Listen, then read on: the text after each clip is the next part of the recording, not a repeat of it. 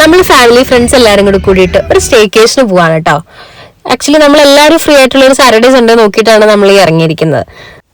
നമ്മുടെ stay plan ചെയ്തിരുന്നത് ചാൻഡീസ് റിസോർട്ടിലാണ്, മൂന്നാറുള്ള. നമ്മളെല്ലാവരും ഇൻഡിവിജ്വൽ കാഴ്സിലാണ് അങ്ങോട്ടേക്ക് പോയത്. നമ്മൾ പോകുന്ന വഴിക്കൊക്കെ അത്യാവശ്യം നല്ല രീതിയിലുള്ള മഴയുണ്ടായിരുന്നു. കാരണം നമ്മൾ ഭയങ്കര ചൂടായതുകൊണ്ട് അതിൽ നിന്ന് എസ്കേപ്പ് ആകാൻ വേണ്ടിയിട്ടാണ് മൂന്നാർ എന്നുള്ള ഡെസ്റ്റിനേഷൻ സെലക്ട് ചെയ്തത്. നമ്മൾ ചിലപ്പോൾ അങ്ങോട്ട് പോകുന്നതുകൊണ്ടാണെന്ന് തോന്നുന്നു. ഭയങ്കര മഴയായിരുന്നു, പോകുന്ന വഴിയൊക്കെ ഭയങ്കര ഹെവി മഴയായിരുന്നു. തിരിച്ചു വന്നപ്പോഴും അതിലേറെ മഴയായിരുന്നു. അപ്പം ഞാൻ ഈ വഴിയൊക്കെ ആദ്യമായിട്ടാണ് പോകുന്നത്. ഈ പാലമൊക്കെ എൻ്റെ ലൈഫിൽ ഞാൻ റീൽസിൽ മാത്രമേ കണ്ടിട്ടുണ്ടായിരുന്നുള്ളൂ. അപ്പോൾ ഇതെനിക്കൊരു നല്ലൊരു എക്സ്പീരിയൻസ് ആയിരുന്നു. പിന്നെ അങ്ങോട്ടേക്ക് ഫുൾ മഴയായിരുന്നു. മഴ എന്ന് പറഞ്ഞാൽ ഹെവി മഴയായതുകൊണ്ട് തന്നെ ഡ്രൈവ് ചെയ്യാനൊക്കെ അത്യാവശ്യം നല്ല രീതിയിൽ പാടുണ്ടായിരുന്നു. നമ്മൾ തൊടുപുഴയിൽ നിന്ന് അറൗണ്ട് ഒരു 11:30 ഒക്കെ ആയപ്പോഴത്തേക്കായിരുന്നു തിരിച്ചത്. പിന്നെ മഴയൊക്കെ ആയതുകൊണ്ട് ലേശം ബ്ലോക്കൊക്കെ ആയി. പിന്നെ നമ്മൾ എവിടെയെങ്കിലും പോവാണെങ്കിൽ ഞാൻ എപ്പോഴും പോകുന്ന സ്ഥലത്ത് എന്തെങ്കിലും ഫുഡ് സ്പോട്ട് ഉണ്ടോ അങ്ങനെയൊക്കെയുള്ള റീൽസ് ഒക്കെ ഞാൻ എപ്പോഴും സെർച്ച് ചെയ്തുകൊണ്ടിരിക്കും, ഒരു ഡെസ്റ്റിനേഷൻ ഫിക്സ് ചെയ്ത് കഴിഞ്ഞാൽ. അങ്ങനെ നമ്മളൊരു ഷാപ്പൊക്കെ കണ്ടുപിടിച്ചു. യൂട്യൂബിലുള്ള കുറേ ഇൻഫ്ലുവൻസേഴ്സ് ഒക്കെ ഇങ്ങനെ മെൻഷൻ ചെയ്തിരിക്കുന്ന കുറേ സ്പോട്ടുകളൊക്കെ നോക്കി പോകാൻ എനിക്ക് ഭയങ്കര ഇഷ്ടമാണ്. അപ്പം അങ്ങനെ ഒരു സ്പോട്ടിലേക്ക് നമ്മൾ ചെന്ന് ഫുഡ് കഴിച്ചു. പക്ഷെ ഈ പറയുന്ന പോലത്തെ അടിപൊളി ഫുഡൊന്നും എനിക്ക് അവിടെ നിന്ന് തോന്നിയില്ല. കാരണം ഞാനൊരു നോൺ വെജ് ലവർ അല്ലാതുകൊണ്ടായിരിക്കാം മേ ബി. പക്ഷെ എൻ്റെ കൂടെ വന്നവരൊക്കെ പറഞ്ഞു അത്ര ഇവർ ഈ പറയുന്ന പോലത്തെ ഹൈപ്പൊന്നും ഇല്ലാന്ന് പറഞ്ഞു. പക്ഷെ എന്തായാലും നമ്മൾ പോകുന്ന വഴിക്ക് ഇതൊരു ഒരു വൈബാണല്ലോ ഇങ്ങനെ പോയി കഴിക്കുക, ഷാപ്പിൽ കയറി കഴിക്കുക എന്നൊക്കെ ഉള്ളത്.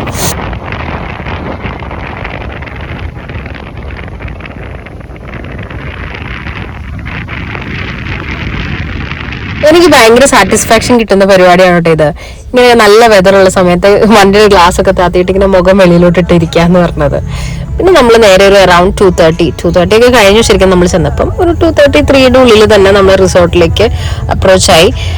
ഈ റിസോർട്ടിലേക്ക് വരാൻ പല വഴിയുള്ളതുകൊണ്ട് തന്നെ ഞങ്ങൾ 3 പേരും 3 വഴിയാണ് വന്നത്. പക്ഷെ എല്ലാവരും കറക്റ്റ് സമയത്ത് തന്നെ ഇവിടെ ജോയിൻ ആയി നേരെ ചെന്നു. ഞാൻ ആദ്യമായിട്ടാണ് ഈ പ്രോപ്പർട്ടിയിൽ വരുന്നത്.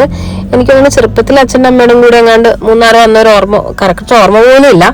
അപ്പൊ നേരെ നമ്മൾ റിസോർട്ടിലേക്ക് ചെന്നപ്പോൾ തന്നെ ഭയങ്കര വ്യൂ ആയിരുന്നു. കാരണം ഈ റിസോർട്ട് ഇങ്ങനെ 3 തട്ടായിട്ട് ഇരിക്കുന്നതെന്നൊന്നും അങ്ങനത്തെ ഡീറ്റെയിൽസ് ഒന്നും എനിക്ക് അത്ര അറിയില്ലായിരുന്നു. ആ വരുന്ന വഴിയാണ് നമ്മൾ ഇതെല്ലാം കണ്ടത്. ഭയങ്കര ബ്യൂട്ടിഫുൾ ആയിട്ടുള്ള റിസോർട്ട്, ഭയങ്കര പ്ലാനിൽ പണിതിരിക്കുന്ന ഒരു സാധനം എന്ന് വേണമെങ്കിൽ പറയാം.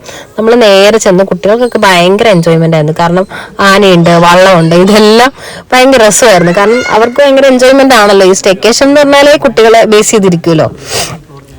അവിടുത്തെ സ്റ്റാഫെല്ലാം നമുക്ക് ഇവിടുത്തെ കാര്യങ്ങളും ഇവിടുത്തെ മെനു, ഫുഡ് ഇതെല്ലാം ഡീറ്റെയിൽ ആയിട്ട് നമുക്ക് പറഞ്ഞു തരുന്നുണ്ടായിരുന്നു. പിന്നെ ഓരോ ഫ്ലോറിൽ നിന്ന് അതായത് ഇത് 3 പാർട്ടായിട്ടാണ് ഇരിക്കുന്നത്. ഓരോ പാർട്ടിൽ നിന്ന് അടുത്ത പാർട്ടിലേക്ക് നമ്മൾ ലിഫ്റ്റിൽ കയറി പോകണം. പിന്നെ അവിടുത്തെ കുറച്ചിങ്ങനെ നടക്കും, പിന്നെ അടുത്ത ലിഫ്റ്റിൽ കയറി ഏറ്റവും എൻഡിലായിരുന്നു നമ്മൾ സ്റ്റേ ചെയ്തിരുന്നത്.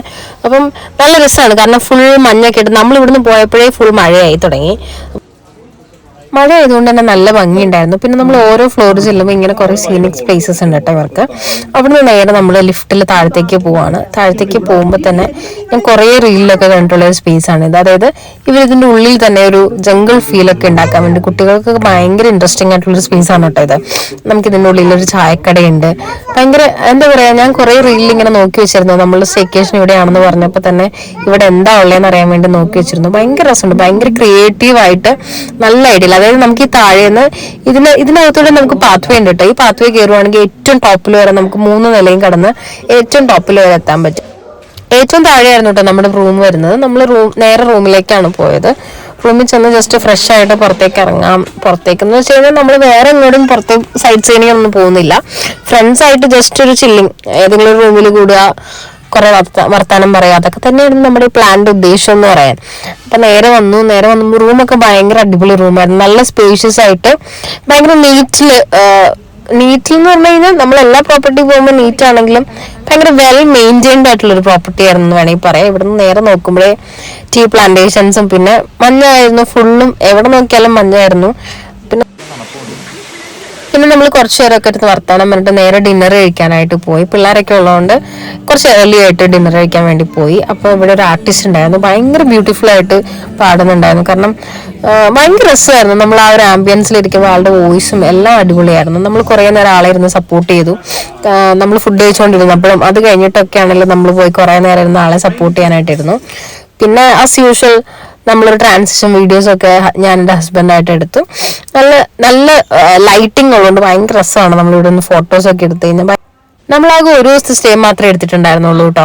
അതുകൊണ്ട് തന്നെ പിറ്റേ ദിവസം ചെക്കൗട്ട് ചെയ്യണമായിരുന്നു 12 ആയപ്പോഴത്തേക്കും. ഇതാണ് ഞാൻ പറഞ്ഞ സ്പേസ്. ഇതിന്റെ ഡീറ്റെയിൽ വീഡിയോ ഞാൻ ഫുൾ ഇടുന്നതായിരിക്കും.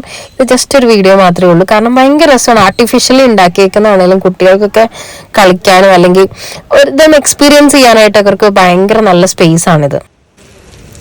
കറക്റ്റ് നമ്മൾ ചെക്കൗട്ട് ആയപ്പോഴത്തേക്കും നല്ല മഴ പെയ്യാൻ തുടങ്ങി കേട്ടോ. നമ്മൾ വേഗം ചെക്കൗട്ട് ചെയ്ത് നേരെ ഇറങ്ങിയിട്ട് ഭയങ്കര കൺഫ്യൂഷനായിരുന്നു ഏത് വഴി വരണം.